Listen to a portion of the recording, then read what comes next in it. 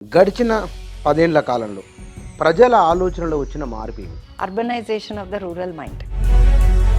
మనిషికి విలువలు సంబంధాలు ఉన్నప్పుడు సంఘటితమైన శక్తిగా ఉంటారు.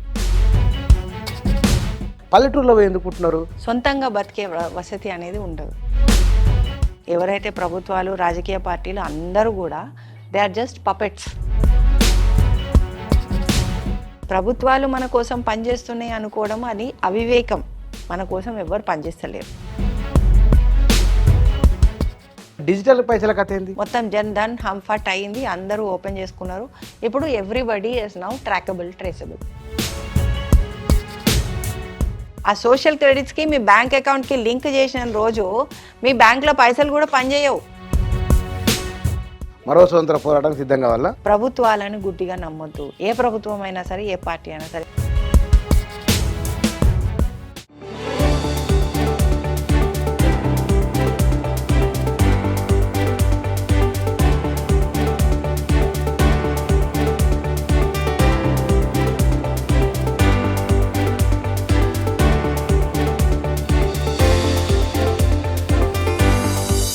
నమస్తే. ఈ మధ్య ప్రముఖ తెలుగు దినపత్రికలో ఒక హెడ్డింగ్, ఆ హెడ్డింగ్తో పాటు ఆ హెడ్డింగ్ చదివిన తర్వాత పూర్తి వార్తలోకి వెళ్ళిన మరో స్వతంత్ర పోరాటం చేయవలసిందే ఆ హెడ్డింగ్లో ఉన్నది. అందులో మన జీవితాలకు సంబంధించి, మనలాంటి కోటాను కోట్ల మంది జీవితాలకు సంబంధించి, భవిష్యత్తుకు సంబంధించిన కొన్ని విషయాలు భయం కలిగించేవి ఉన్నాయి. కొన్ని విషయాలు సాధ్యమేనా అని సందేహం కలిగించేవి ఉన్నాయి. సరే మాట్లాడదాం, మరిన్ని విషయాలు లోతుగా మాట్లాడదామని అనిపించింది. నాకు అనిపించి నేను పిలిచిన ఆ హెడ్డింగు, ఆ వార్త, ఆ భయము, అనుమానము, ఆందోళన, ఈ అంశాలు చర్చించిన వారు యాక్టివిస్టు, జర్నలిస్టు, రచయిత సరస్వతి.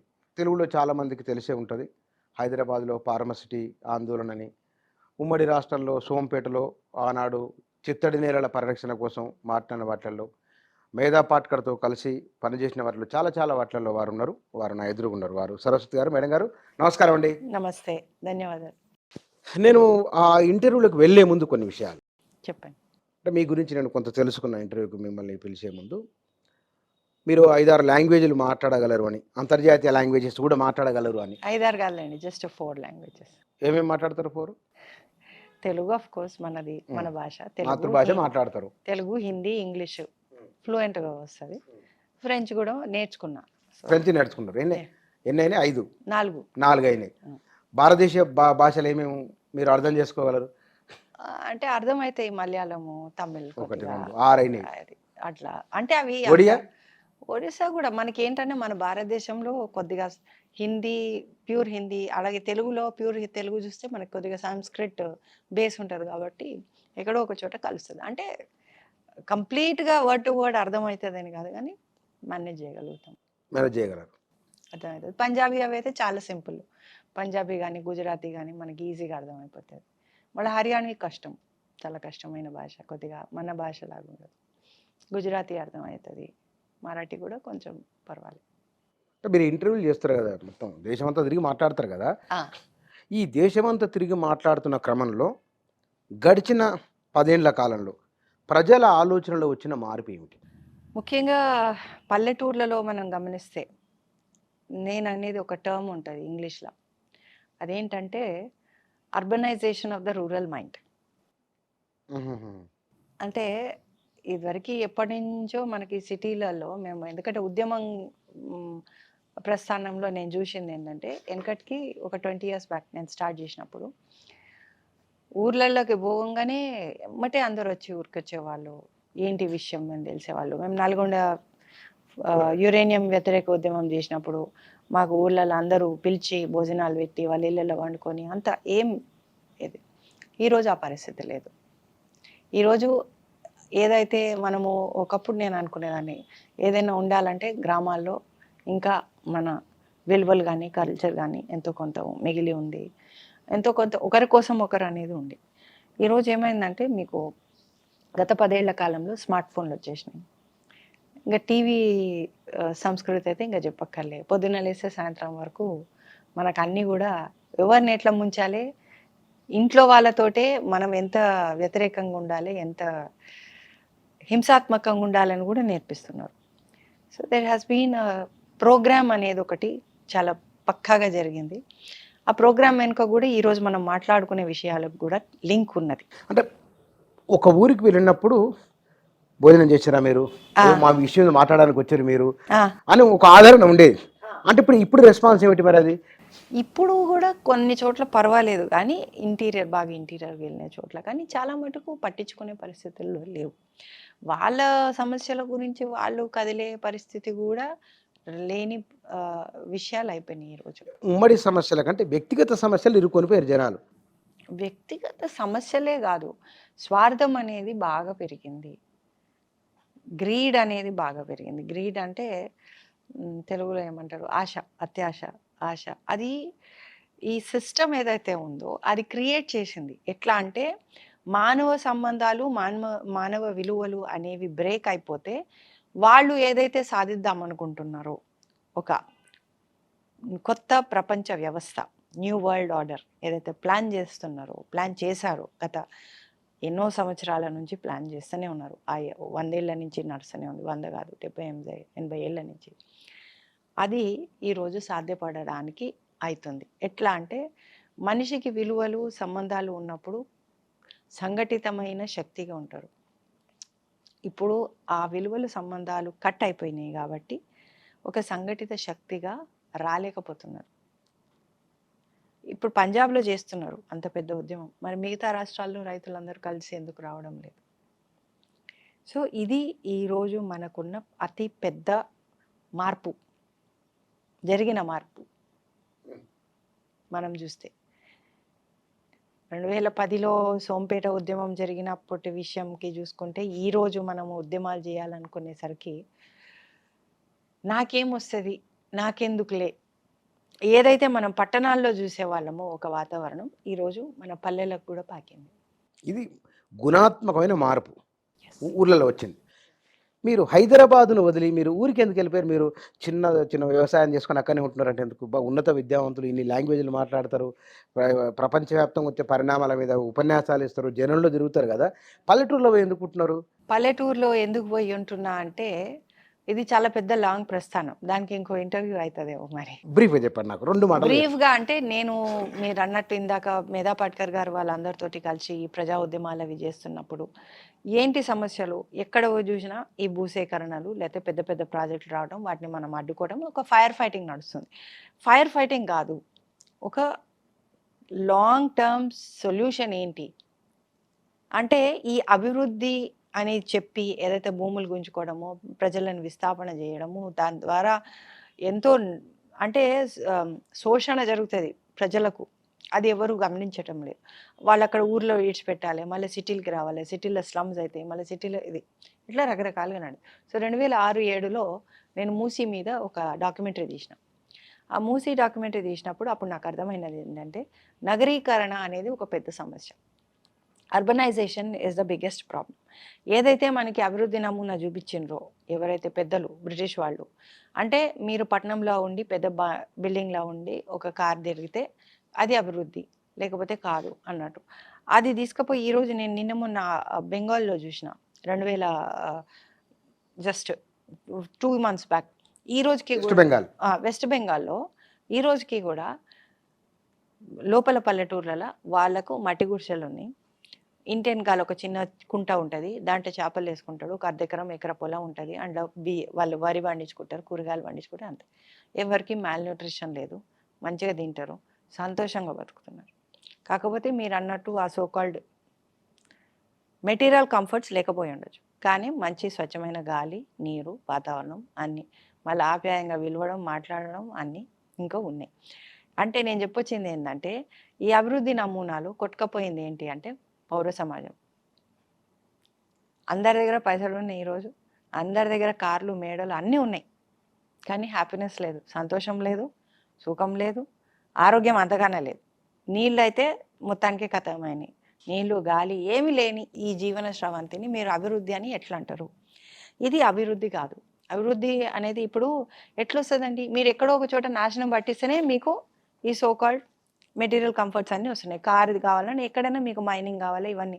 ఈ సమస్యల మీద పని చేసినప్పుడు మనకేమనిపించిందంటే మనము ఒక డీసెంట్రలైజ్ మోడల్ ఏదైతే మనకి ఇదివరకు మన గ్రామ స్థాయిలో నీకు అన్ని అవసరాలు ఉండవు, అన్ని బండ్లు అవసరం లేదు, ఈ నుంచి ఆడికి నడుచుకుంటూ పోవచ్చు, అది చేసుకోవచ్చు, అందరు కలిసి ఉంటారు, మనకి ఫోన్లు ఉన్నా లేకపోయినా కరెంట్ ఉన్నా లేకపోయినా బతకవచ్చు. నేను ఆల్మోస్ట్ 2 years వితౌట్ కరెంట్ కూడా బతికిన.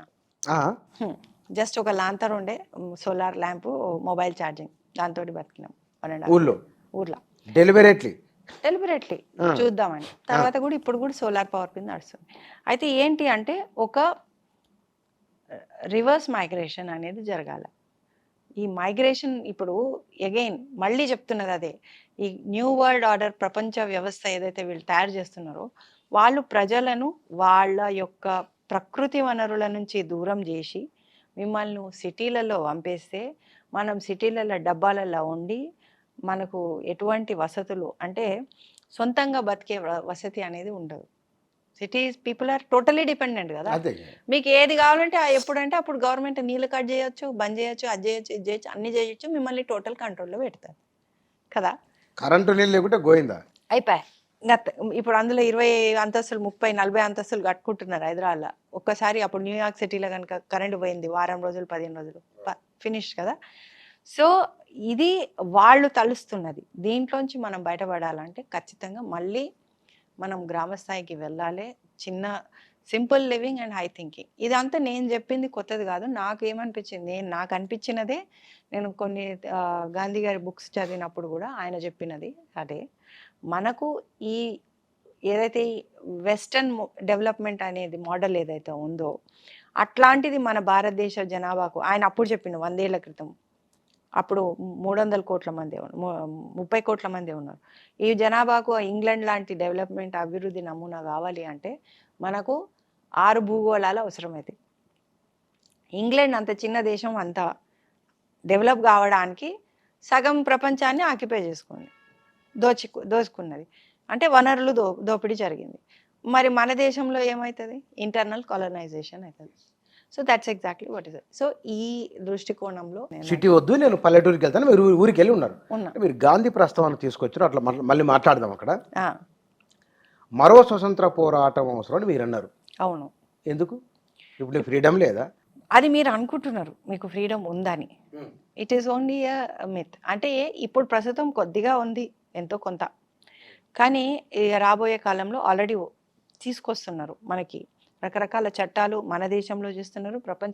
ఏదైతే నేను మీకు చెప్పానో ఒక కొత్త ప్రపంచ వ్యవస్థ, ఆ కొత్త ప్రపంచ వ్యవస్థలో వన్ వరల్డ్ గవర్నమెంట్, ఒక ప్రపంచ ప్రభుత్వం ఏర్పడబోతుంది. మొత్తం ప్రపంచ ప్రభుత్వం ఒకటే ప్రభుత్వము. ఇక మీ భారతదేశ సార్వభౌమత్వం లేదు, ఏం లేదు, పాకిస్తాన్ లేదు, ఇండియా లేదు, ఎవ్వరు లేరు, అందరూ ఒకళ్ళ కిందనే, ఆల్రెడీ ఒకళ్ళ చెప్పుల చేతుల కిందనే పనిచేస్తున్నారు.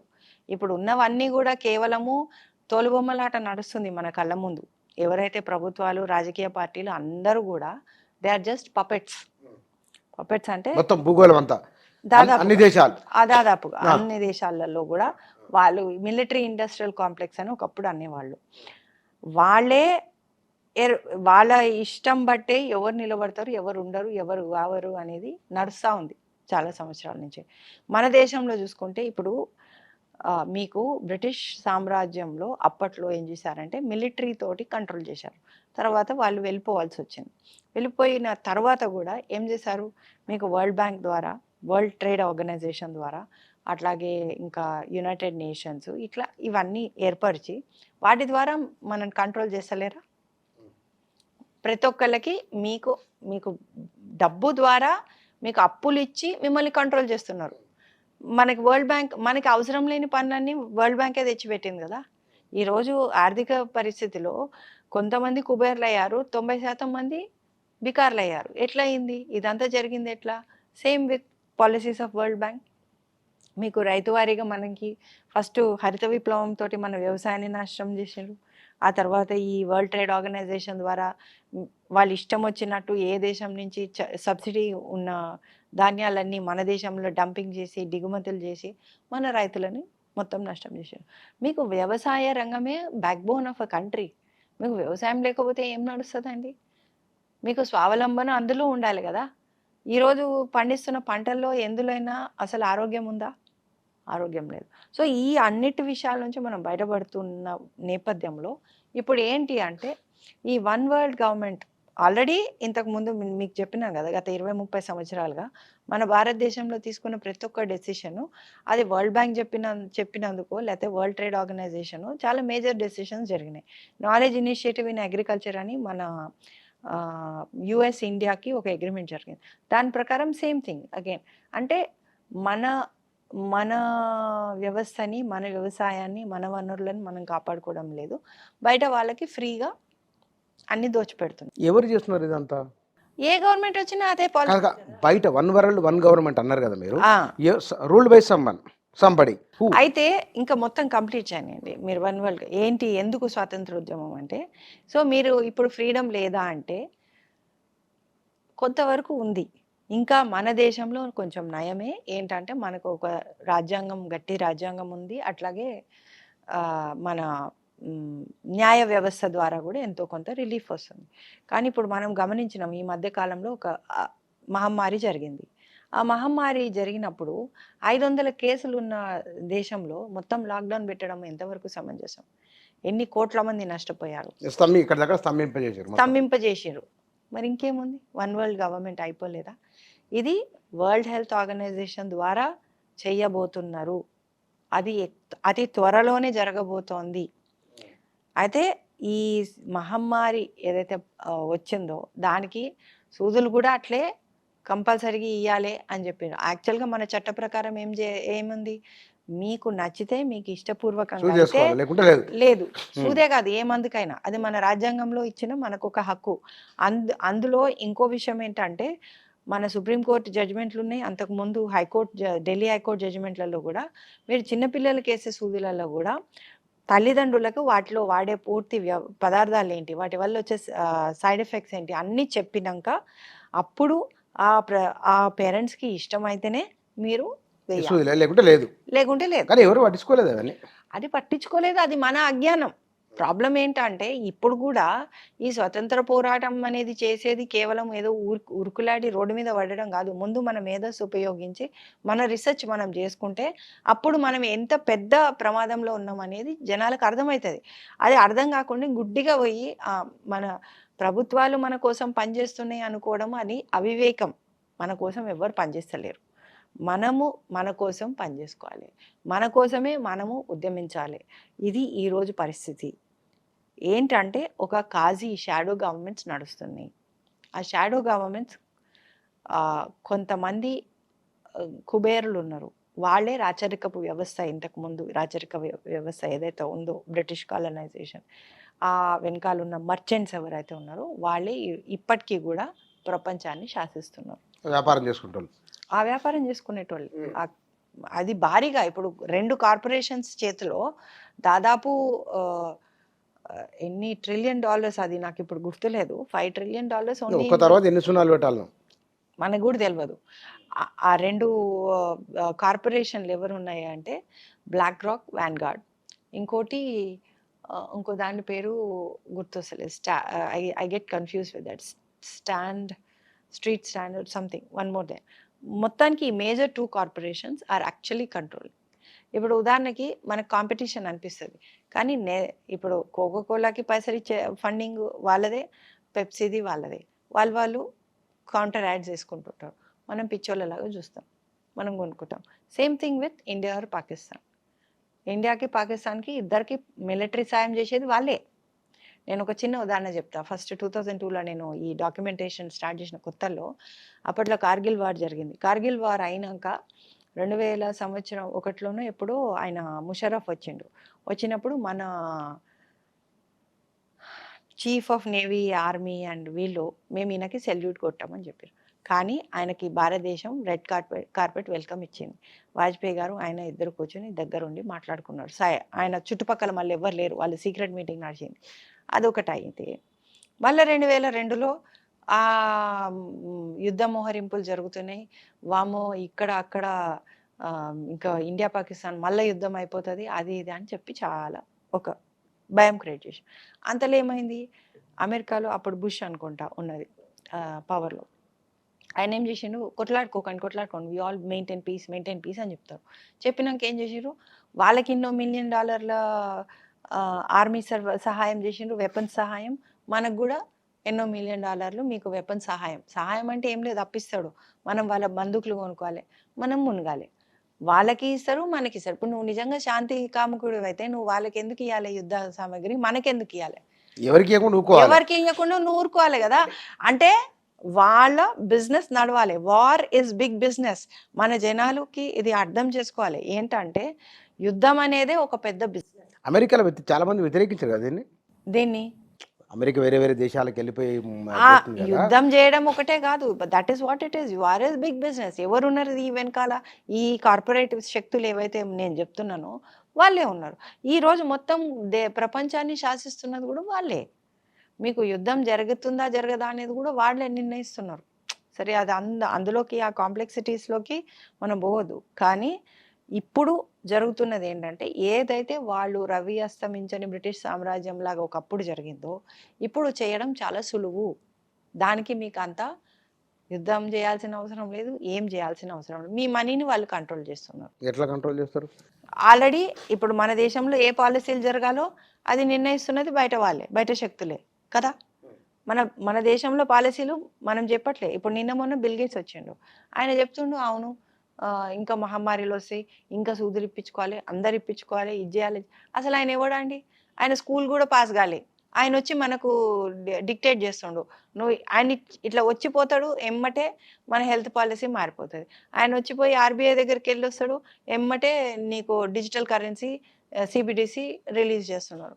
So who are these people? ఇందులో మెయిన్గా కొంతమంది మనకు ఫ్రంట్గా కనిపించే వాళ్ళు కొంతమంది ఉన్నారు. అందులో బిల్ గేట్స్ ఒక ఆయన, Klaus Schwab World Economic Forum major సంస్థ ఇందులో, అదొక ప్రైవేట్ ఎన్జిఓ. ఆ ప్రైవేట్ ఎన్జిఓకి మొత్తము ఈ అన్ని దేశాల ప్రతినిధులు పోతారు, ప్రెసిడెంట్లు, ప్రైమ్ మినిస్టర్లు అందరూ పోతారు. ఆడ సీక్రెట్ మీటింగ్లు నడుస్తుంటాయి. ఏం మాట్లాడుతున్నారు మీరు, ఇక్కడ ఏం జరుగుతుంది? కొంతమంది మన దగ్గర చీఫ్ మినిస్టర్లను కూడా ప్రతి సంవత్సరం పంపిస్తుంటారు, ఇన్వైట్ చేస్తుంటారు. అందులో మన దగ్గర ముఖ్యంగా ఇదివరకు కేటీఆర్ ఉండే, ప్రతి సంవత్సరం ఆయన పోయేటోడు. అది వాళ్ళు ఇది మనం ఇప్పుడు అభివృద్ధి నమూనా ఇందాక మనం మాట్లాడుకున్నాం కదా, ఏదైతే ఈ పెద్ద పెద్ద సిటీలు తయారు చేయాలా ఇవన్నీ, ఇది నిజంగా మనం కోరుకున్నదేనా, లేదా మనకు ఒక బ్రెయిన్ వాషింగ్ చేసి మన అందరినీ ఈ సిటీస్ లోపలికి నూకడానికి చేస్తున్నారా? ఎంత నూకినా సరే ఒక మాట అనుకున్నాం, బిల్ గేట్స్ ఇంకెవరు అనుకున్నాం, ఈ 200 చచ్చిపోవాల్సిందిగా ఏం చేసుకుంటారు సంపాద? అది మనకు తెలియదు. బికాజ్ వాళ్ళు ఈ రోజు నుంచి కాదు కదా, హెన్రీ కిసింజర్, విన్స్టన్ చర్చిల్, ఈ మొత్తం కొన్ని వీళ్ళందరూ చచ్చిపోయారు, ఎవరు భూమి మీద లేదు, కొన్ని కుటుంబాలు ఉన్నాయి, అవి రాజ్యం వెళ్తున్నాయి ఇప్పటికీ కూడా. అదే చెప్పాను కదా, ఒక షాడో గవర్నమెంట్ నడుస్తూ ఉంది ఎప్పటి నుంచో. అయితే వాళ్ళకేంటి, ఏ రోజుకైనా మనము ఒక ప్రపంచ ఆధిపత్యము, ఒక వన్ వరల్డ్ గవర్నమెంట్ పెట్టాలి, దీన్ని అందరినీ మనమే కంట్రోల్ చేయాలి. ఇదంతా మన చేతులు. ఇప్పుడు మన చేతుల్లో కంటే ఇప్పుడు చాలా మంది పైసలు సంపాదిస్తున్నారండి, ఆస్తులు సంపాదిస్తున్నారు. వాళ్ళు ఉంటారా, తింటారా, ఉన్నారు, తర్వాత వాళ్ళ జనరేషన్ ఉంటుంది. అట్లా ఉండొచ్చు. వాట్ యూ సీ ఇస్ వీళ్ళందరికీ కూడా ఒక సైకలాజికల్ డ్యామేజ్ అనేది జరిగింది ఎక్కడనో. అదైతే క్లియర్. సైకోపాత్స్ అంటాం మనము ఇంగ్లీష్లో. అయితే ఈ సైకోపాత్స్ అందరూ కలిసి ఏంటంటే ఎటు తిరిగి మనము అధికారం, రాజకాంక్ష ఎట్లా ఉంటుంది చెప్పండి. అవును, అది మనం ఇక్కడ చిన్న స్థాయిలో చూస్తున్నాం, అక్కడ పెద్ద స్థాయిలో ఉంది. ఆ రాజకాంక్షలో కూడా ఏంటంటే ఇంకో దారుణమైన విషయం ఏంటంటే, ఇప్పుడు మన చేతిలో టెక్నాలజీ ఉంది.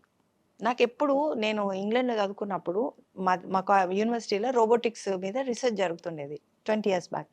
నేను అనుకునేదాన్ని, ఇంతమంది జనాభా ఉన్నారు, ఈ రోబోలు ఎందుకు, ఇవెందుకు, ప్రజలకు పని తగ్గిపోతుంది కదా, ఆటోమేషన్ పెరిగిన కొద్దీ ప్రజలకు పని తగ్గిపోతుంది. This is what I felt even with reference to computers also. అయితే ఇప్పుడు అర్థమవుతున్నది ఏంటంటే, వాటన్నిటికీ ఒక పర్పస్ ఉంది. ఏంటంటే రోబోలు వస్తే మనకు మనుషులతో పని లేదు, ఇంతమంది జనాభాని ఏం చేసుకుంటామని ఇప్పుడు ఈ జనాభాని కూడా తగ్గించాలని చాలా విశ్వ ప్రయత్నం రకరకాలుగా జరుగుతుంది. అందులో ఒక డ్రామా జరిగినది, దాని పేరు మనకు తెలుసు, ఒక మహమ్మారి అనే ఒక డ్రామా తీసుకొచ్చారు. దాంతోపాటు అందరికీ సూదులు ఇప్పించారు. ఆ సూదులతోటి ఇప్పుడు చాలా మంది చచ్చిపోతున్నారు, హార్ట్ అటాక్లు వస్తున్నాయి, కిడ్నీ ఫెయిలియర్లు అవుతున్నాయి, రకరకాల ఆర్గన్ ఫెయిలియర్స్, రకరకాలు అనడం కాదు, డైలీ మనం చూస్తూనే ఉన్నాం. ఎప్పుడైనా చూసినామా అండి? ఇప్పుడు లాజికల్గా ఆలోచించండి, మీరు హార్ట్ అటాక్లు వస్తున్న చిన్న పిల్లలు ఉన్నారు. నిన్న మొన్న ఎవరో 5 ఏళ్ల పాపకు కూడా హార్ట్ అటాక్ వచ్చిందంట. 12 ఏళ్ళు, 14 ఏళ్ళు, 15 ఏళ్ళు వీళ్ళందరికైతే డైరెక్ట్‌గా సూదులు ఇప్పించినోళ్ళే కదా! వేసిన వెమ్మటే చచ్చిపోయిన వాళ్ళని మా దగ్గర రికార్డ్స్ ఉన్నాయి. ఏసిన ఎమ్మటే సేమ్ డే ఈవినింగ్ చనిపోయినారు. మర్నాడు చచ్చిపోయిన పిల్లలు ఉన్నారు. ఆ తర్వాత పిల్లల్లో ఎప్పుడైనా చూసామా మనం హార్ట్ అటాక్‌లు? ఈ మధ్య ఈ 2 ఏళ్లలో తప్ప ఎప్పుడైనా చూసామా? అంటే చూసినా ఇదంతా ఒక ప్రణాళిక. ఒక ప్రణాళికలో ఏంటి అంటే ఇప్పుడు మీకు ఒక ఆయన ఉన్నాడు. ఆ వరల్డ్ ఎకనామిక్ ఫోరంకి ఒక అడ్వైజర్ ఉన్నాడు క్లాస్ షాప్‌కి. అతని పేరు యువల్ నోవా హరారి.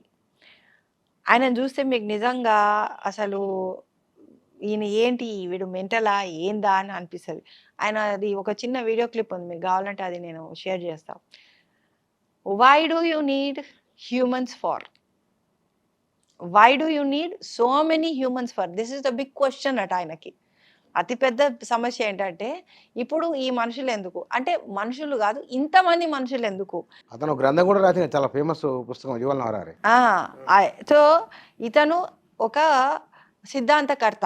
ఎవరికి? వరల్డ్ ఎకనామిక్ ఫోరంకి. ఆ క్లాస్ షవాబ్ వీళ్ళందరూ ఫస్ట్ నుంచి కూడా గ్రేట్ రీసెట్ చేయాలా, ఏదో చేయాలా, ఎటు తిరిగి ప్రపంచ జనాభాని తగ్గించేయాలి. ప్రపంచ జనాభా పెరిగిపోతుంది. ఇప్పుడు బిల్ గేట్స్ ఒక మాట అన్నాడు 2010లో ఒక టెడ్ టాక్‌లా. ఏమన్నాడంటే ఇఫ్ యూ డూ అన్నిటికన్నా ఈ వాతావరణ మార్పులు అన్నిటికీ కారణం జనాభా పెరుగుదల. జనాభాని తగ్గించేయాలి ఎట్టు తిరిగి. అది తగ్గిస్తేనే that is my most favourite subject అని కూడా చెప్పిండు. దానికి ఏమన్నాడంటే if you do a really good job with new vaccines, health care and reproductive care we can reduce a world population by 15%. అంటే ఇప్పుడు ఇవన్నీ మీకు ఆరోగ్యాన్ని పెంచేవైతే మీకు జనాభా ఎట్లా తగ్గుతుందండి? ఎవరికైనా వచ్చే కామన్ సెన్స్ క్వశ్చన్ కదా. అట్లా అడిగితే మీరు ఎందుకు ఇట్లా అన్నారు? మీరు ఒక డీపాపులేషన్ ఎజెండా ఉంది మీ దగ్గర అని అందరూ మిమ్మల్ని అక్యూజ్ చేస్తున్నారంటే, మిమ్మల్ని అంటున్నారంటే, అట్లా లేదండి. యాక్చువల్‌గా ఇవన్నీ చేస్తే ఏదైతే ఆఫ్రికా, ఇండియా లాంటి దేశాల్లో చాలామంది పిల్లల్ని కానీ ఒక ఒక కల్చర్ ఉంది కదా, వాళ్ళు వెంటనే ఈ పిల్లలందరూ మంచిగా బతుకుతున్నారు హెల్తీగా అనేసరికి వాళ్ళు తగ్గించుకుంటారు. ఇప్పుడు లాజికల్‌గా చూస్తే మీరు అది ఆయన ఎప్పటికి చెప్పిండు 2030 కల్లా 15% మంది జనాభా ఎట్లా తగ్గిపోతారు? అంటే ఉన్న జనాభా స్టెబిలైజ్ అవ్వచ్చు. తగ్గిపోవడం ఎట్లా తగ్గుతదండి? Unless your death rate is more than the birth rate కదా. బర్త్ రేట్ స్టెబిలైజ్ అవ్వచ్చు. కానీ డెత్ రేట్ అంతే ఉంటే ఉన్న పాపులేషన్ కన్నా ఏకదమ్‌న ఎట్లా పడిపోతది? అంటే 100 కోట్లు తగ్గించేస్తాను నేను 2030 కానీ అంటే ఎట్లయితది? ఇదొక అంశం. ఇది అయితే ఆ, ఈ ఉన్న జనాలందరినీ అప్పుడు ఇంతమంది జనాభాని మనం కంట్రోల్ చేయడం కష్టం కాబట్టి అది కూడా ఒక విషయం. మనకి ఇంతమంది జనాభా అవసరం లేదు. ఎందుకంటే మనకు పనిచేయడానికి ఆర్టిఫిషియల్ ఇంటెలిజెన్స్ ఉంది. మనకు రోబోలు ఉన్నాయి. మనుషులతోటి పని లేదు. మనం తగ్గించుకుంటే ఈ వనరులన్నీ మిగులుతాయి. ప్రపంచంలో ఉన్న ప్రకృతి వనరులన్నీ మిగులుతాయి. అది మన కోసము ఏం చేసుకుంటారు అవి అంత ఈ భూగోళం మీద అది వాళ్ళు మీరు మిగిలి నేను కూడా? అంటున్నామండి. అది మీరు నేను ఎందుకంటే మనకు ఒక ఆధ్యాత్మిక చింతన ఉంది కాబట్టి మనం అలా ఆలోచిస్తున్నాం. వీళ్ళు ఆధ్యాత్మిక చింతన ఉన్న మనుషులు కాదు కదా. వాళ్ళు మనుషులో కాదో అది కూడా అర్థమైతలేదు. అట్లా ఉన్నారు. సో కంట్రోల్ చేయాలి. ఎట్లా కంట్రోల్ చేస్తారు? ఒకటి మీ బాడీలో చిప్పన్న పెడతారు. సూదిలు అవి కూడా వస్తున్నాయి. ఆ సూదులలా కాబట్టి తస్మాత్ జాగ్రత్త. ఏ సూది ఇప్పించుకున్నా, ఏ మందు ఇప్పించుకున్నా, ఏ భోజనం చేస్తారో దాని గురించి కూడా మీరు దయచేసి కొద్దిగా జాగ్రత్త పడండి. ప్రతి ఒక్కళ్ళకి నేను చెప్పేది వీలైతే మీ ఆహారాన్ని మీరు పండించుకొని తినే ఒక ప్రయత్నాలు కంపల్సరీగా మనం అందరం చెయ్యాలి. రాబోయే రోజుల్లో అతి త్వరలో ఆల్రెడీ చేయడం మొదలు పెడితేనే మంచిది. ఇవన్నీ ఇట్లాంటివన్నీ కొన్ని మనకు తెలుసు కాబట్టే మేము వ్యవసాయంలోకి దిగినాం. ఇది వదిలిపెట్టాడు ఊరికే. ఊరికి పోయినా వ్యవసాయంలో దిగినాం. మనం నిజంగా మీరు అన్నారు ఒకటి ఫ్రీడమ్ అంటే మనము నిజంగా స్వేచ్ఛాజీవులుగా ఉండాలి అంటే అదొక్కటే మార్గం. యాక్చువల్గా ఈ రోజుకి కూడా కేవలం రైతులు ఒక్కళ్ళే స్వేచ్ఛాజీవులు. రైతులు కానీ ఊర్లలో ఉన్న వాళ్ళే స్వేచ్ఛాజీవులు. పట్నంలో ఉండి ఉద్యోగాలు చేసే వాళ్ళందరూ బానిసలే. ఈ మధ్య బానిస అంటే ఒకరిపైన ఆధారపడి బతికే వాళ్ళే ఇక. అంతే, అందరూ బానిసలే. ఇండివిజువాలిటీ లేదు వాళ్ళకు. ఇప్పుడు అందుకనే కదండి ఊర్లలో ఉన్న వాళ్ళు రిజెక్ట్ చేయగలిగారు. మాకొద్దు ఈ సూది మేము వేసుకోము. మీకు రేషన్ బంద్ చేస్తామంటే బంద్ చేసుకో ఏమన్నా చేసుకో మేము ఎట్లనో అట్లా దీని బతాను అన్న ధైర్యం వాళ్ళకు ఉండేది. సిటీలలో ఉన్న వాళ్ళు పెద్ద పెద్ద ఉద్యోగాలలో ఉన్నారు. సిఇఓలు కూడా దాన్ని వ్యతిరేకించలేకపోయారు. అది జరిగినది చట్ట వ్యతిరేకమైన చర్య ఒకటైతే, మీకు ధైర్యం లేకపోయింది పెద్ద పెద్ద ఉద్యోగస్తులకి చేయడానికి. మా ఊర్లలో ఉన్న వాళ్ళే ఏం చేస్తున్నారు? ధైర్యం చేయకపోవడం, అది విషయం అర్థం కాకపోవడం, విషయం అర్థం కాకపోవడం. రెండు జరిగింటాయి. పల్లెటూర్లలో చదువు రాని వాళ్ళకే కామన్ సెన్స్ ఉంది. వాళ్ళే ఇంకా ఈ రోజుకి కూడా తెలివైన వాళ్ళు. చదువుకున్న వాళ్ళే అందరూ మూర్ఖులు. ఎవరి పంట వాళ్ళే పండించుకొచ్చారు అన్నారు కదా. మన దేశం నుంచి బయట దేశాలకు పంపిస్తున్న వాటిల్లో మిరపకాయలు, యాలకులు, లవంగాలు, తర్వాత తిండికి సంబంధించినవి వాటిల్లో ఇథిలీన్ ఆక్సైడ్ వచ్చిందన్న అనే నిజమేనా అది? ఉండొచ్చు, ఇథిలీన్ ఆక్సైడ్ ఉంది. కానీ మనకి వేస్తున్న ప్రతి ఒక్క సూదిలో కూడా అది ఉంది. అది అందరికీ క్యాన్సర్లు మరి ఎందుకు వస్తున్నాయి అనుకున్నారు? చిన్నపిల్లలకి వేసే సూదులలో కూడా ఇవన్నీ ఉన్నాయి. పాలిసార్బేట్ 80 ఉంది, పాలిసార్బేట్ 20, అల్యూమినియం హైడ్రాక్సైడ్, హైడ్రోజెల్, తర్వాత రకరకాలు కెమికల్స్ ఉన్నాయి. మంకీ కిడ్నీ సెల్స్ ఉన్నాయి. తర్వాత అబార్టెడ్ చిల్డ్రన్ ఉంటారు కదా, పిల్లలు, పిండం, ఆ పిండం నుంచి తీసిన సెల్స్ ఉన్నాయి. రకరకాల DNA అన్నీ ఎక్కేస్తున్నారు పిల్లలకి. ఎవరికి ఏమవుతుందో ఏం లేదు. మరి ఈరోజు క్యాన్సర్లకు కారణాలు ఏంటి? ఇంతమందికి క్యాన్సర్లు ఎందుకు వస్తున్నాయి? ఇదివరకు వెనకటికి ఎప్పుడైనా జరిగిందా? అది లేదు. RFID చిప్పులు అయితే తయారు చేస్తున్నారు. నాకు అప్పట్లో మనం చిన్నప్పుడు అది అట్లే ఉంది. ఇవన్నీ అంతే, అప్పటి నుంచే నడుస్తున్నాయి. ఈ ప్లాన్లు అన్ని ఎప్పటి నుంచో బుక్స్ రాసుకున్నారండి వాళ్ళు, పుస్తకాలలో పబ్లిక్ గా మనకి చెప్పారు. మనం చదువుకోలేక మనకు తెలియలే. ఇవన్నీ కూడా నాకు ఎప్పుడు తెలిసిందంటే, నేను ఈ చిన్నపిల్లల సూదుల గురించి రీసెర్చ్ చేసి డాక్యుమెంటరీ చేసిన 2019-20లో. నా అదృష్టం కొద్దీ జస్ట్ బిఫోర్ మహమ్మారి ఏమైందంటే అప్పుడు తెలిసింది.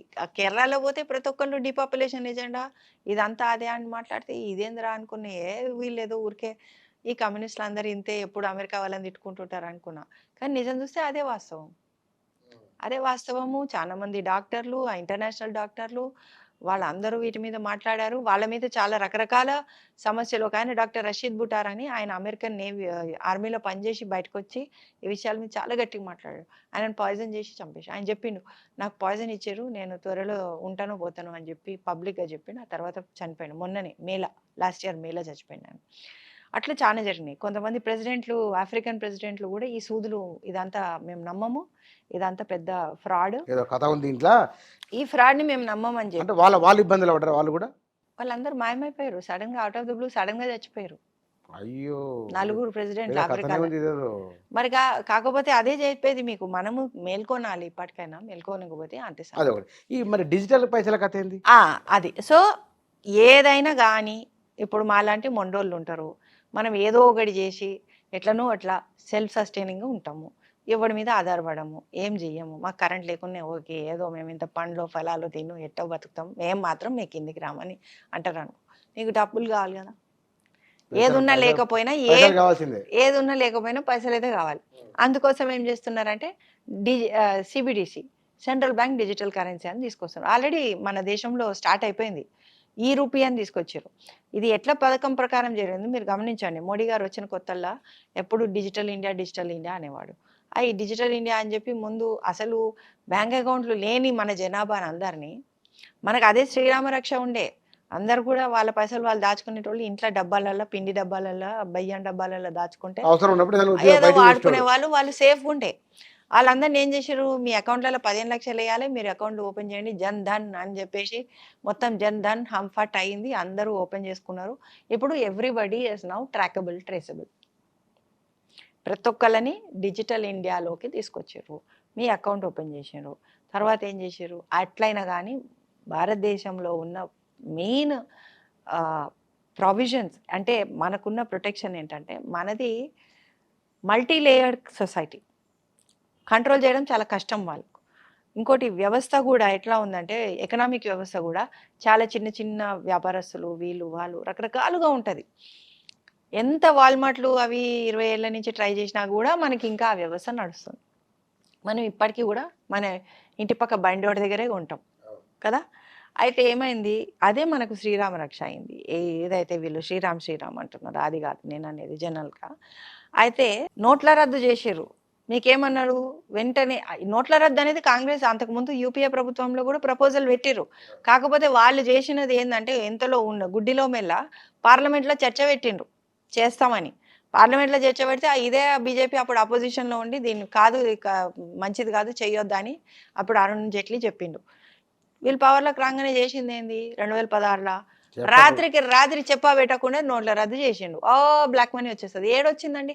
ఎంత డబ్బులు మీరైతే వాపస్ చేసి అంతే డబ్బులు వెనక్కి వచ్చింది. ఏమి రాలే. ఇప్పుడు నా ఒకటి డిజాస్టర్ కాదు, it was done for with a plan. ఏం ప్లాన్ అది? జనాలందరినీ శోషణ పెట్టి వాళ్ళని లైన్లలో నిలబెట్టారు. అదొకటైతే ప్రతి ఒక్కళ్ళని యూపీఐ వైపు షిఫ్ట్ చేశారు. డిజిటల్ పేమెంట్స్కి అలవాటు చేశారు. ఏదైతే డిజిటల్ పేమెంట్ లేదో డిజిటల్ పేమెంట్స్ అలవాటు చేశారు. ఎవ్వరు కూడా లాజికల్గా ఆలోచిస్తలేరు. ఇప్పుడు నేను మీకు 100 రూపాయలు ఇస్తాను, మీరు ఇంకోళ్ళకి 100 రూపాయలు నోట్ ఇస్తారు. అది 100 రూపాయలే సర్క్యులేట్ అవుతుంది. అదే నేను మీకు యూపీఐలో 100 రూపీస్ ఇస్తే మధ్యలో పైన ఉన్న పేటిఎం వాళ్ళకు యూపీఐ వాళ్ళకి ₹1 పోతుంది కమిషన్. పోని 10 పైసలు ఎంతైనా పోతుంది. మళ్ళీ మీ ద్వారా ఇంకోళ్ళకి యూపీఐ ద్వారా వెళ్తే ఇంకో ₹10 పోతుంది. అట్లా వాళ్ళందరూ బాగా పైసలు చేసుకున్నది ఒకటైతే మనందరికీ డిజిటల్ పేమెంట్స్ అలవాటు చేశారు. అదే ఇద్దలో ఆ నోట్ల రద్దుతోటి ఆ క్యాష్ లేకపోవడం ద్వారా చాలామంది చిన్న వ్యాపారస్తులు, చిల్లర వ్యాపారస్తులను మొత్తం దెబ్బతీశారు. వాళ్ళందరూ ఇంటికి పోయారు. అది ఒకటే ఏదో అంటారు చూడండి, ఒకే దెబ్బతో 2 పిట్టలని అట్లా కొట్టిరనమాట. అదైనాక ఇప్పుడు ఏమంటున్నారు? నిన్న మొన్న ఈ మధ్య మీరు గమనిస్తే మోడీ గారు ఒకటి మాట అంటున్నారు, మాకు ఇప్పుడు ఈ నోట్లన్నీ ప్రింట్ చేయాలంటే మస్తు పైసలు ఖర్చు అవుతున్నాయి. ఈ అర్బో కరోడ్ రూపాయి అంటే కొన్ని వేల రూపాయల కోట్ల రూపాయలు ఖర్చు అవుతున్నాయి. దీని బదులు ఈ నోట్లు బంద్ చేసి ప్రింట్ చేసి బంద్ చేస్తే పేదవాళ్లకు మనం ఉపయోగించవచ్చు.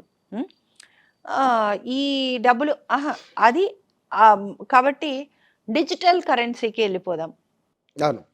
అయితే మనకు డిజిటల్ కరెన్సీకి వెళ్ళిపోదామని మోడీ గారు అంటున్నాడు. Already CBDC central bank digital currency అని చెప్పేసి మనకు ఒక ఇది తీసుకొచ్చారు. ఏంటి?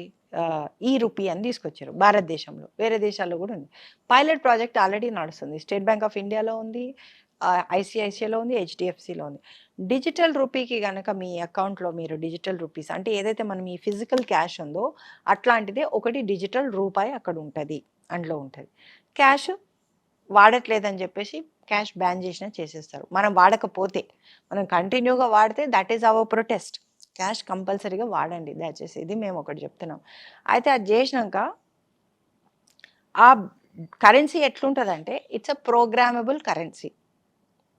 అంటే ఇప్పుడు మనము యూపీఐ పేమెంట్స్ చేస్తున్నామండి, ఒక బ్యాంక్ నుంచి ఇంకో బ్యాంకు ద్వారా వెళ్తుంది, నా బ్యాంక్ నుంచి మీ బ్యాంకు, లేకపోతే ఆన్లైన్ పేమెంట్స్ చేస్తున్నాం. అది ఎండ్ ఆఫ్ ద డే ఏమవుతుందంటే ఫలానా స్టేట్ బ్యాంక్ ఆఫ్ ఇండియా నుంచి ఫలానా హెచ్డిఎఫ్సి బ్యాంకుకి టోటల్ ట్రాన్సాక్షన్స్ ఒక 100 జరిగినాయి. ఆ 100 అంటే ఒక 10 లక్షలు ట్రాన్సాక్షన్స్ జరిగినాయి. అంతవరకే సెంట్రల్ బ్యాంక్కి పోతుంది, ఏది సెంట్రల్ గవర్నమెంట్కి. ఇప్పుడు ఈ డిజిటల్ రూపీలో మీరు చేసే ప్రతి ఒక్క ట్రాన్సాక్షన్ కూడా సెంట్రల్ బ్యాంక్ నుంచే వెళ్తుంది. నేను మీకు డబ్బులు ఇవ్వాలన్నా కానీ అది ఆ ప్రోగ్రామ్ అటు సిబిడిసి ద్వారా సెంట్రల్ బ్యాంక్ ద్వారా మీకు ముట్టాయి. So every transaction is traceable, trackable by the central bank. అది ఒకటి. అంటే సెంట్రల్ గవర్నమెంట్ చేతిలో ఎవడు ఏ దానికి పైసలు ఖర్చు పెడుతున్నాడు అనే పూర్తి వివరాలు డేటా. మంచిదే కదా, గవర్నమెంట్ తెలుస్తుంది ఎవరేం ఖర్చు పెడుతున్న విషయం. వాళ్ళు చేసేది మనకు చెప్పారు కానీ మనం చేసేది వాళ్ళకి చెప్పాలా? వాళ్ళు ఏం చేస్తారు? ఇప్పుడు ఒక ఉదాహరణకి lot of issues, anything can be there. మీరు ఒక పర్సనల్ ఐటమ్ మీరు కొనుక్కోవచ్చు. You don't want to advertise, right? Why should the government know? ఉదాహరణకి ఎవరికైనా నేను చెప్పదలిచింది, somebody may want to buy their underwear, condoms, anything. ఇవి గవర్నమెంట్కి ఎందుకు చెప్పాలి? గవర్నమెంట్కి ఎందుకు తెలియాలి? It's a breach of your privacy కదా, total breach of your privacy. అది ఫస్ట్ ప్రాబ్లం. సెకండ్, ఆర్ ఏదైనా హెల్త్ ఇష్యూస్ ఏమైనా అయి ఉండొచ్చు అండి. ఎవరికైనా రకరకాల సమస్యలు ఉంటాయి, చెప్పుకోలేని సమస్యలు ఉంటాయి, వాటికి పైసలు ఖర్చు పెట్టుకుంటాడు. నువ్వు గవర్నమెంట్కి ఎందుకు చెప్పాలి? రైట్? ఉంటాయి. అదొకటి. రెండోది, ఇంకో విషయం ఏంటంటే మోస్ట్ ఇంపార్టెంట్, ఆ ప్రోగ్రామబుల్ కరెన్సీ అంటే ఆల్గోరిథమ్స్ ద్వారా దాన్ని ప్రోగ్రామ్ చేస్తారు కాబట్టి మీరు ఎక్కడ ఖర్చు పెడతారనేది కూడా వాళ్ళు డిసైడ్ చేస్తారు. ఉదాహరణకి ఫర్ ఎగ్జాంపుల్ మీరు పోయి ఈ రోడ్డు పక్కన ఉన్న ఒక పళ్ళ ఆయన దగ్గర కొనడానికి ట్రై చేస్తారు అనుకో, ఇట్ మే నాట్ వర్క్. మీరు వాల్మార్ట్లోనూ రిలయన్స్లోనూ పోతే పని చేయవచ్చు, అట్లా కూడా ప్రోగ్రామ్ చేయొచ్చు కదా. సింపుల్గా. ఇంకోటి, ఫలానా సరస్వతి ఈమె యాక్టివిస్టు, ఈమెకి నువ్వు డొనేషన్ ఇస్తున్నావు, మేము చేసే యాక్టివిటీకి ఏమన్నా మీరు డొనేషన్ ఇస్తున్నావు, మాకు వ్యతిరేకంగా ఉంది. అంతే, మీ బ్యాంక్ అకౌంట్ బంద్, లేకపోతే ఆ పైసలు పని చేయకపోవచ్చు, లేకపోతే మీది బంద్. అది రెండు most important. So the government will control where and how you are going to work, spend your money. అచ్చా రిమోట్ లాగా అయిపోతుంది మన బతుకు ఈ లెక్కన మీరు అనేది. కంప్లీట్గా it is a digital prison. It is a digital prison. Not just అదే కాదు, అన్నీ కూడా అన్ని విధాలుగా. నేను ఇందాక చెప్పా కదా, RFID చిప్ కనుక వస్తే అదో డిజిటల్ ప్రిజన్. ఇది ఇంకోటి. అయితే అదొకటి. అయితే ఇంకో విషయం ఏంటంటే, ఇందులో ఇప్పుడు చైనాలో ఆల్రెడీ ఇంప్లిమెంట్ చేస్తున్నారు. వాళ్ళు ఏం చేస్తారంటే సోషల్ క్రెడిట్ సిస్టమ్ అనేది ఒకటి పెట్టారు. సోషల్ క్రెడిట్స్ ఇప్పుడు అది తర్వాత ఎక్స్ప్లెయిన్ చేస్తాం. మూడోది, ఉదాహరణకి మీకు ఉద్యోగం ఉంది, అన్నీ ఉన్నాయి, మీరు బాగానే ఉన్నాయి, మీ డబ్బులు ఎట్లా స్పెండ్ చేస్తారు అనేది వాళ్ళు కంట్రోల్ చేస్తారు. ఇంకోటి, ఈ సంవత్సరంలో మీ అకౌంట్లో ఉన్న మీ ₹1,00,000 కనుక మీరు వాడకపోతే ఆ డబ్బులు ఎక్స్పైరీ కూడా అయిపోతాయి. ఓ బాప్రే, ఇది టూ డేంజర్. ఇది చాలా ప్రమాదకరంగా ఉంది. ఇది మోస్ట్ డేంజరస్ థింగ్. ఏంటంటే మీ డబ్బులు మీవి కాకుండా పోతాయి. ఇంకా నిలువ ఉంచడానికి వీలేదు, ఎప్పటికప్పుడు ఖర్చు పెట్టాలి. అంటే నీ చేతిలో నీకు సేవింగ్స్ లేకపోతే నీ పరిస్థితి ఏంటి? నీ బతికే ఇది కాదు, అంత ఉత్తదే ముచ్చటికి ఇది. అదొకటే కాదు, ఇప్పుడు అందరినీ కూడా ఏమంటున్నారు, స్మార్ట్ సిటీ అంటున్నారు. స్మార్ట్ సిటీ అంటే ఏముంది, continuous 24/7 surveillance under the so called smart world, right? మీకు 5G ఉంది.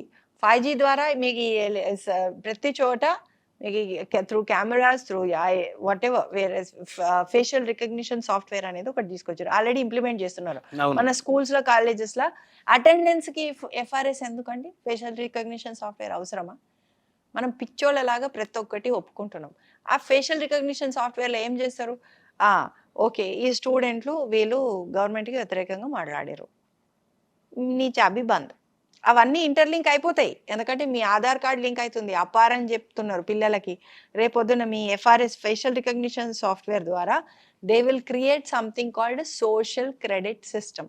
ఆ సోషల్ క్రెడిట్ సిస్టమ్ అంటే సామాజికంగా మీరు ఎట్లా బిహేవ్ చేస్తున్నారు దాని మీద ఒక నిఘా.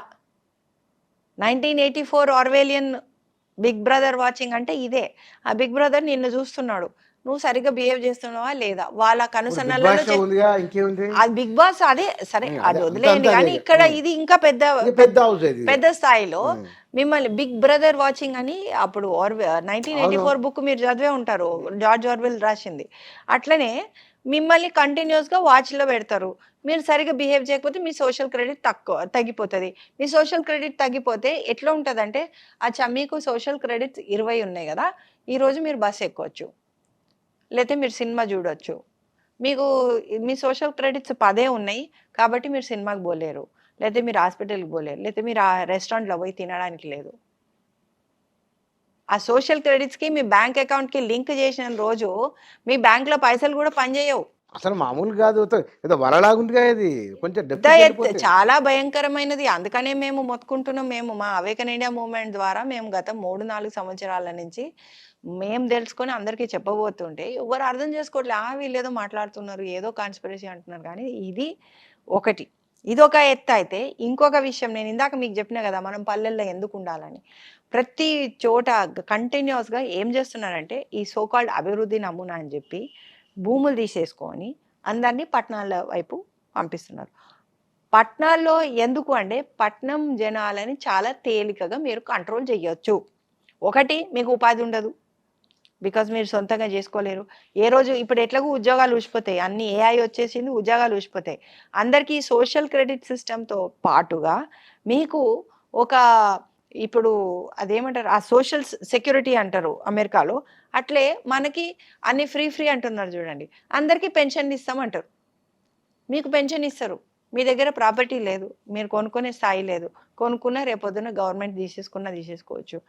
మీరు సోషల్ క్రెడిట్ సిస్టమ్ అంటే ఈ మొత్తం డిజిటల్ సర్వేలెన్స్లో ప్రతి క్షణం మిమ్మల్ని గమనిస్తూ మీరు సరిగ్గా బిహేవ్ చేస్తే, అంటే మీ సొంత బిహేవియర్ కాదు, గవర్నమెంట్ ఎట్లా నచ్చితే అట్లా మీరు బిహేవ్ చేస్తే మీకు ఉదాహరణకి 100 సోషల్ క్రెడిట్స్ ఉంటాయి. 100 సోషల్ క్రెడిట్స్ ఉంటేనే మీకు మీ అకౌంట్లో ఈ అలవెన్స్ పడుతుంది, పైసలు అలవెన్స్. సో ఉద్యోగాలు ఉండవు, మీకు ప్రకృతి వనరుల నుంచి దూరం చేస్తున్నారు.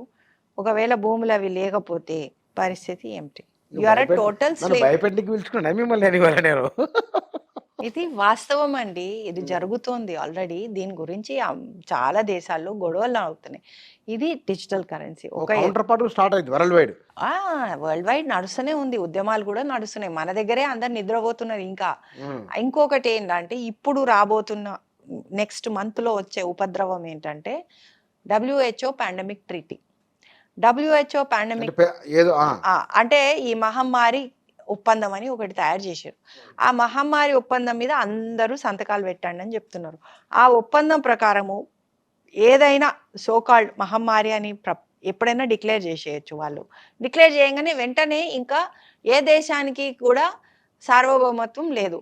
ప్రపంచ ఆరోగ్య సంస్థ ఎట్లా చెప్తే అట్లా నడుచుకోవాలి. వాళ్ళు దాంతో పాటు జరుగుతున్నదే అంటే వాళ్ళు ఫలానా మంది వేయాలంటే వేయాలి. నిన్న మొన్నటి దాకా ఏమైందంటే మన దేశపు యొక్క కోర్టుకి వెళ్ళగలిగాం. ఈ సూదులు వేయడం అనేది చట్ట వ్యతిరేకం అంటే సుప్రీంకోర్టు ఆర్డర్ ఇచ్చింది, హైకోర్టులో ఆర్డర్ ఇచ్చినాయి. ఇదంతా కూడా మన ప్రాథమిక హక్కుల ఉల్లంఘన ఇచ్చినాయి. ఒకవేళ రేపొద్దున ఈ మహమ్మారి ట్రీటీ ఏదైతే ఉందో, ఒప్పందం ఏదైతే ఉందో అది గనక మన భారతదేశం గనక సంతకం పెడితే ఇక మన పని అయిపోయాయి. ఎందుకంటే వాళ్ళు ఎట్లా చెప్తే మనం ఇప్పుడు ఈ జరుగుతున్న ఈ ప్రపంచ వన్ వరల్డ్ గవర్నమెంట్ ఏదైతే మనం అంటున్నామో ఒకటే ప్రపంచ ప్రభుత్వం. అది ఎట్లా నడుస్తుంది అంటే ఈ ప్రపంచ ఆరోగ్య సంస్థ ద్వారా నడిపిస్తారు. ఇప్పుడు మీకు కంప్లీట్గా అర్థమై ఉంటుంది ఇది జరుగుతున్నటువంటి కుబేరుల కుట్ర. సో ప్రజలు మేల్కొనాలి. అందుకే మరో స్వతంత్ర పోరాటం సిద్ధం కావాలా? ఖచ్చితంగా ఇది మరో స్వతంత్ర పోరాటమే కదా. నీకు మనం మళ్ళీ ఎత్తుకోవడమే, ఇది పెద్ద కథ ఉంది, ఇది చాలా పెద్ద కథ ఉంది. ఇది ఎవరికి అర్థమైతలేదు. ఇది ఖచ్చితంగా ఫస్ట్ ఎవ్వరు కూడా మేము ఇచ్చే సలహాలు భూములని ఇడిచిపెట్టొద్దు, మన వనరులని మనం కాపాడుకుందాం.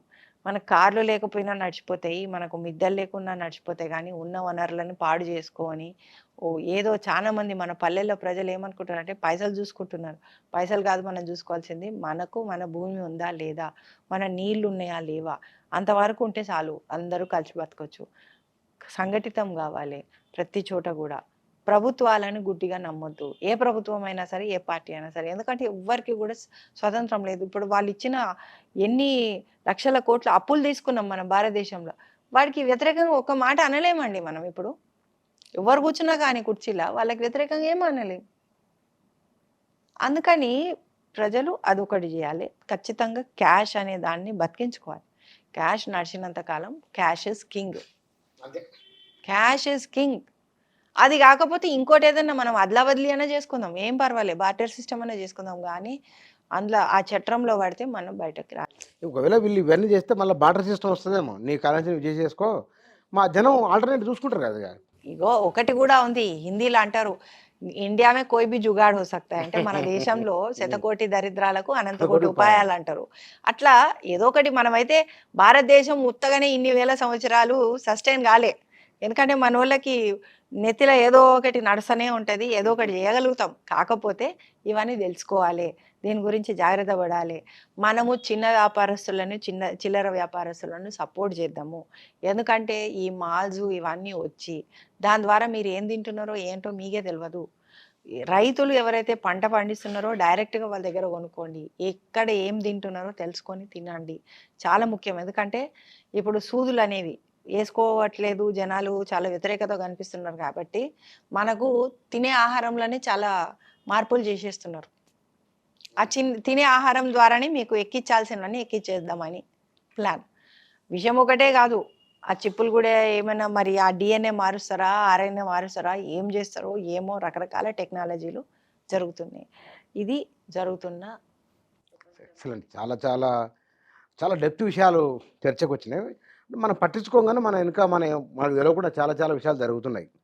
పట్టించుకోవాలి, తప్పకుండా. ఇది పట్టించుకోకుంటే మాత్రము ఇక అయిపోయాయి, ఖతం, దుకాణం బంద్, ఖేల్ ఖతం, దుకాన్ బంద్. Right madam, thank you very much. కానీ ఇక్కడ ఈ మధ్య ఎక్కడ నాకు చదివినట్లు గుర్తు, మొదటి ప్రపంచ యుద్ధము తుపాకులతో, రెండోది యుద్ధ ట్యాంకులతో, ఇక భవిష్యత్తులో ఉంటే కనుక బ్యాంకులతో. అబ్సల్యూట్లీ. అది ఎక్కడ చదివినా తెలియదు నాకు కానీ వారు ఇది చెప్తున్న నాకు అది ఇది గుర్తొచ్చింది. ఇది అదే. ఇప్పుడు ఇది మనం కంట్రోల్ చేస్తున్నది ఈ అపర కుబేరులు ఎవరైతే బ్యాంకుల వెనకాల ఉన్నారో ఆ బ్యాంకు అధికారులు, ఆధిపత్యం సాధిస్తున్న వాళ్ళే. వాళ్ళవే ఆ కార్పొరేషన్లు, వాళ్ళవే బ్యాంకులు, వాళ్ళవే మొత్తం అంతా కూడా. కాబట్టి ఈ బ్యాంకులతో జరిగే యుద్ధం ఒకటి. దీంట్లో విజేతలు ఎవరు, పరాజితులు ఎవరు అనే దానికంటే గౌతమ బుద్ధుడు చెప్పిన ఒక మాట, ఎంత కోటీశ్వరుడైనా సరే, ఈ ప్రపంచాన్ని పరిపాలించే ప్రభువైనా కావచ్చు, ఎంత పెద్ద రాజువో, ఎంత పెద్ద చక్రవర్తి ఎవరైనా సరే, ఏదో ఒక నగరంలో, ఏదో ఒక ఊర్లో, ఏదో ఒక బంగ్లాలో, ఏదో ఒక రూములో, ఏదో ఒక పక్కకు తిరిగి పడుకోవాల్సిందే. 100 రూములున్నా 100 రూముల పండి దిండు కట్టి పొరలాడేదేమి లేదు. బంగారు కంచాలున్న వెండి వజ్రాలు తినేదేమీ లేదు. ప్రపంచం మానవ మాత్రుడు, బుద్ధుడు చెప్పిన గీత దాటిపోవడానికి అవకాశమే లేదు. సరే, ఇంత మానవాళిని వారు చెప్పిన చాలా చాలా విషయాలు, అంటే ఎన్ని రోజుల పరిశోధన, ఎన్ని రోజుల అధ్యయనం, ఎన్ని రోజుల పరిశీలన ఉంటే ఇన్ని విషయాలు బయటకు వస్తాయి. మనిషి యువన్లో హరారి అన్నట్లు ప్రపంచ మానవుడు ఈ భూమి మీదకి వచ్చినప్పుడు ఆ ముద్రతో ఉంటుంది ఆయన పుస్తకంలోనే. ఆ ముద్ర వేసిన మానవుడు తన నాగరికతను ఎటువైపు తీసుకొని వెళ్తాడో ఏమిటో తెలియదు. మనిషి గుహలలో నుంచి ఇవాళ నగరాల వైపు మానవ ప్రయాణం వచ్చింది. ఇక్కడ నుంచి మళ్ళీ గుహలోకి వెళ్తుందో, లేకపోతే కనుక బార్టర్ సిస్టమ్ అని అనుకున్నాం, వస్తు మార్పిడి పద్ధతి, మళ్ళీ ఎక్కడికే వెళ్తుందో. భూమి గుండ్రంగా ఉంటుంది అంటారు, తిరిగిన దగ్గరికే మళ్ళీ వస్తాయి, మళ్ళీ ఎక్కడికే వెళ్తారో ఏమవుతారో తెలియదు. కానీ ఈ మధ్య జరుగుతున్న ఒకానొక నాగరికత లేదా మానవ ప్రయాణంలో వచ్చిన ఎత్తుపల్లాలు, ఉత్థాన పతనాలు అనుకుంటే కనుక బహుశా వాటిగా నీవు చూడాలా, దీనికి మించి ఏమిటో తెలియదు. మరి థ్యాంక్ యూ.